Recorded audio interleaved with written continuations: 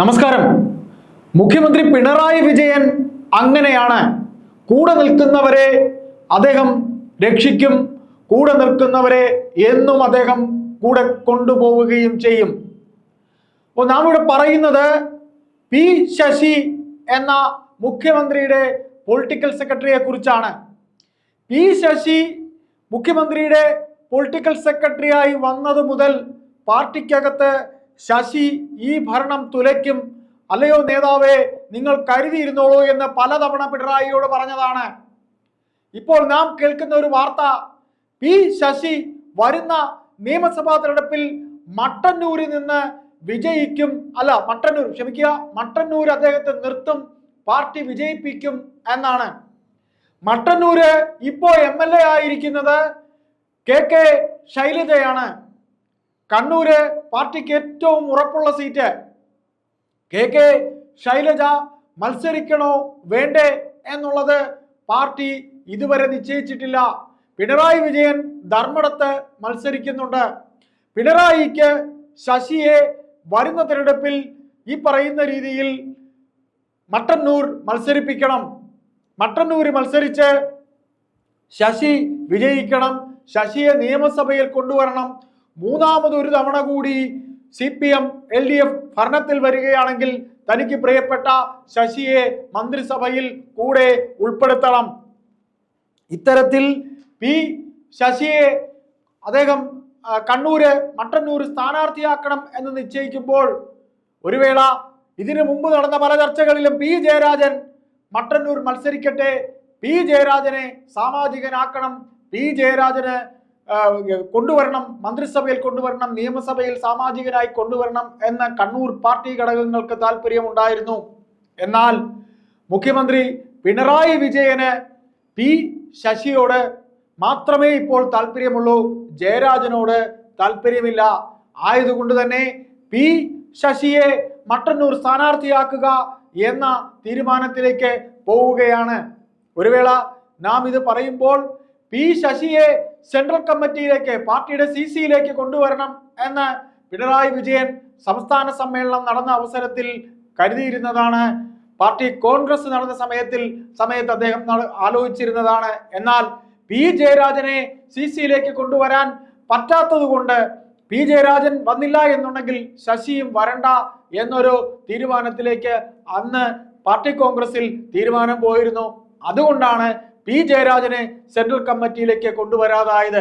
P Jayarajan ഇന്ന് പിണറായി വിജയന് താല്പര്യമുള്ള വ്യക്തി അല്ല. ഒരു കാലത്ത് പി ജയരാജൻ ആയിരുന്നു പിണറായിക്ക് വേണ്ടി കണ്ണൂര് ഈ കണ്ട സംഘർഷങ്ങളൊക്കെയും ലീഡ് ചെയ്തിരുന്നത്. ഇന്ന് പി ജയരാജൻ പിണറായിക്ക് അഭിമതനല്ല. അതിന് കാരണങ്ങൾ നിരവധിയാണ്. ഇങ്ങനെ നോക്കുമ്പോൾ CPM നേരിടാൻ പോകുന്ന ഏറ്റവും വലിയ പ്രതിസന്ധി ഈ മട്ടന്നൂർ പോലെയുള്ള കണ്ണൂര് പാർട്ടിക്ക് ഷുവറായിട്ടുള്ള പല സീറ്റുകളിലും പബ്ലിക്കിന് താല്പര്യമില്ലാത്ത നിരവധി പേരെ പാർട്ടി കുത്തി നിറയ്ക്കാൻ ആലോചിക്കുന്നു. ഇപ്പോൾ ഈ കഴിഞ്ഞ ദിവസം നമുക്ക് കിട്ടിയ മറ്റൊരു റിപ്പോർട്ട് അനുസരിച്ച് MP നികേഷ് കുമാറിന് അദ്ദേഹത്തിന് ഉദ്ദേശിക്കുന്ന സീറ്റിൽ കണ്ണൂർ കിട്ടില്ല എന്നും പകരം ജോൺ ബ്രിട്ടാസിന് അവിടെ കണ്ണൂർ അദ്ദേഹത്തിന് മത്സരിക്കണമെന്നും നിയമസഭയിൽ മന്ത്രിയായി വരണമെന്നുള്ള ആഗ്രഹവും ഉണ്ട് എന്ന് പറയുന്നുണ്ട്. ഇങ്ങനെ കണ്ണൂർ തന്നെ പാർട്ടിക്ക് ഉറപ്പുള്ള സീറ്റുകളിൽ പൊതുജന താല്പര്യമില്ലാത്ത, എന്നാൽ പിണറായിക്ക് താല്പര്യമുള്ള പലരെയും കുത്തി നിറയ്ക്കാനും സ്ഥാനാർത്ഥിയാക്കാനുമുള്ള നീക്കങ്ങൾ നടക്കുന്നു. പി ശശിയെ അങ്ങനെ വരുമ്പോൾ മുഖ്യമന്ത്രിയുടെ വിശ്വസ്തനായി ഇപ്പോൾ മുഖ്യമന്ത്രിയുടെ ഓഫീസിൽ പി ശശിയാണ് എല്ലാ കാര്യങ്ങളും തീരുമാനിക്കുന്നത്.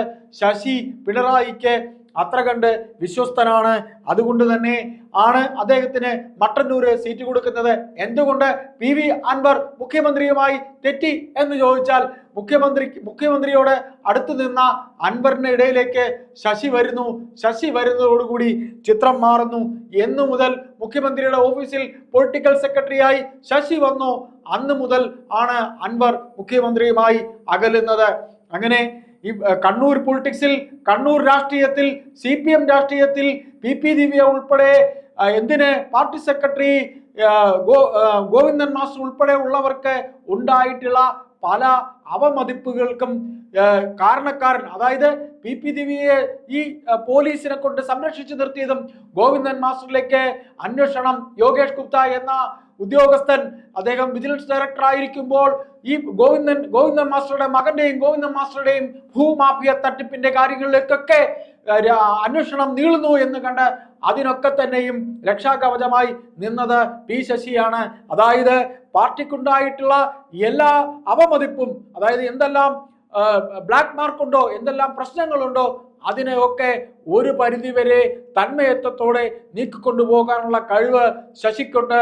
അതുകൊണ്ട് പിണറായി വിജയൻ ശശിയെ അത്ര കണ്ട് വിശ്വസിക്കുന്നു. അങ്ങനെ വരുമ്പോൾ പി ശശിയെ മട്ടന്നൂർ സ്ഥാനാർത്ഥിയാക്കാൻ പിണറായി വിജയൻ തീരുമാനിക്കുന്നു,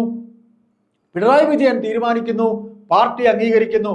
അങ്ങനെ പിണറായിയുടെ സ്ഥാനാർത്ഥിയായി പിണറായിയുടെ വിശ്വസ്തനായ P ശശിയെ കൊണ്ടുവരാൻ പിണറായി തീരുമാനിക്കുന്നു. മട്ടന്നൂർ അദ്ദേഹം വരുന്ന നിയമസഭാ തെരഞ്ഞെടുപ്പിൽ മത്സരിക്കുന്നു. അദ്ദേഹം മത്സരിച്ച് ഒരു വേള LDF ഒരിക്കൽ കൂടി ഭരണത്തിൽ വരികയാണെങ്കിൽ ക്യാബിനറ്റിൽ പിണറായി P ശശിയെ അംഗമാക്കുകയും ചെയ്യും.